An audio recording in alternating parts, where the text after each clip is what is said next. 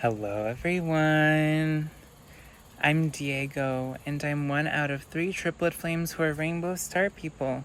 And welcome to this YouTube channel. If you haven't yet, please like this video and subscribe to this YouTube channel for more content like this. Now, onto today's video. It's a bit of a heavy topic, so that's just a disclaimer before I start this video. This video will be available to listen to by adolescents as well as adults. And the reason is this. This video is about how to cope with passive SI. SI stands for suicidal ideation.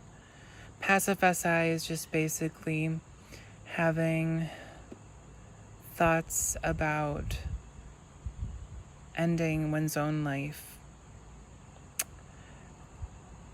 but they don't necessarily attempt suicide. It's just thoughts that you have, but it only becomes active SI if you actually start attempting suicide. But passive SI is when you're just having thoughts about it, but you're not necessarily attempting it. So the reason I brought up this topic is because I'm going to say a few statistics here. Suicide is the primary and leading cause of death in people ages 14 through 24. So that's a big statistic. And then also 73% of suicides on Earth are men. And the reason is because men are more likely to use lethal means of suicidal attempts than women do. Okay, so that being said, if you've ever had passive SI, like I used to have passive SI, just remember that it's temporary and you don't necessarily need to act on the thoughts you have. So just because you have a certain thought, it doesn't necessarily mean that you're going to act on it or that you need to act on it. So that's something that my therapist told me that really helped me personally, is just realizing that I don't necessarily need to act on the thoughts that I have. I also want people to know that healing is possible. If you've had passive SI, it's possible to heal from that, and someday it might even be possible that you won't have those thoughts. So I listened to a YouTuber a while ago who basically said that when you're in a dark place or in a difficult place, you tend to only remember the difficult and dark things in your life, and you overlook the positive things. Likewise, if you are in a good place, you tend to remember all of the good things that happened in your life. It's a psychological phenomena. And basically, the idea is you want to, when you're in a dark place, remind yourself of the good things that happened in your life instead of overlooking them, because our tendency is when we're in a dark place, we tend to overlook all of the positive things in our life. So remember, for example, a happy memory whenever you're in a dark place. I know that's easier said than done, but it is a way that you can cope with passive SI, is just by reminding yourself of the positive things in your life. One of the greatest ways I've brought positivity into my own life, and I've come to a place of healing, one of the ways that I came to a place of healing was by gratitude journaling. So I gratitude journal every day. I say 3 things that I am grateful for every night, and I write them down in a gratitude journal. So if you're struggling with your mental health, I highly recommend gratitude journaling. And even if you're not struggling, I still recommend it because it will increase your life satisfaction.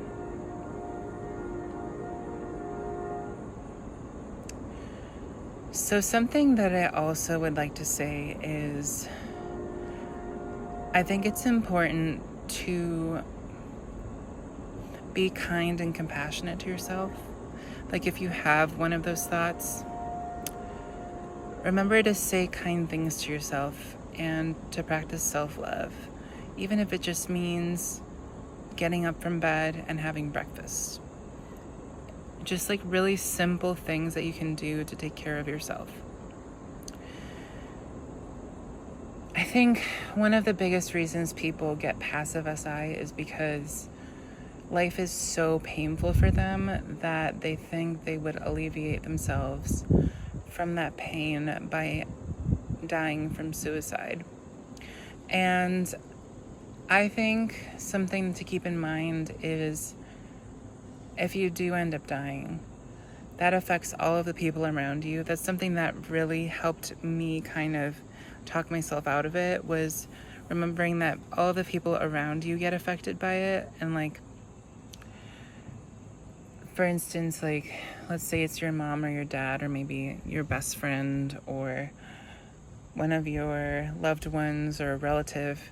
They're gonna feel super upset if you die.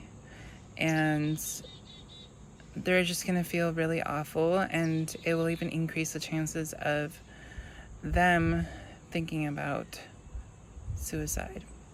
So the best thing that you can do is to keep yourself alive. And one of the things that I like to think about is if you're a survivor of passive SI or even active SI, you can think of that SI as some sort of dangerous animal. And let's say you've been having passive SI for 4 years. You've been fighting off this dangerous animal for 4 years nonstop. That's impressive, right? Remember how much courage that you have and how much resilience that you have in being able to talk yourself out of that passive SI or fight against that passive SI. Remember how resilient you are. Remember that you can make it through this, and that if you've already made it through one day, you can make it through the next day. And also something that I also want to say is, if you feel that living is too painful to handle, which I felt that way before, it's important to remember that if you do act on your passive SI and it becomes active SI where you start attempting things, that's really painful. Like actually attempting to die, basically, is very painful, and it's not going to free you from your pain. It's just going to make your pain worse. So I hope that all of you found this video helpful. I'm going to leave it there. I hope that if you have passive SI or even active SI, that you come to a place of healing. Remember that you can reach out for help. If you're experiencing that, you can call a hotline, or you can talk to a therapist, hopefully, or even a psychologist or psychiatrist, or just talk to someone who will listen to you. I think one of the best ways that you can combat passive or active SI is by talking about it with someone. If you just keep it to yourself all the time, you're going to have a worse time and you're not going to do as well. So remember to reach out to people whenever you need help. All right, thank you all so much for watching. Peace out, much love, and may you all be free. Mwah.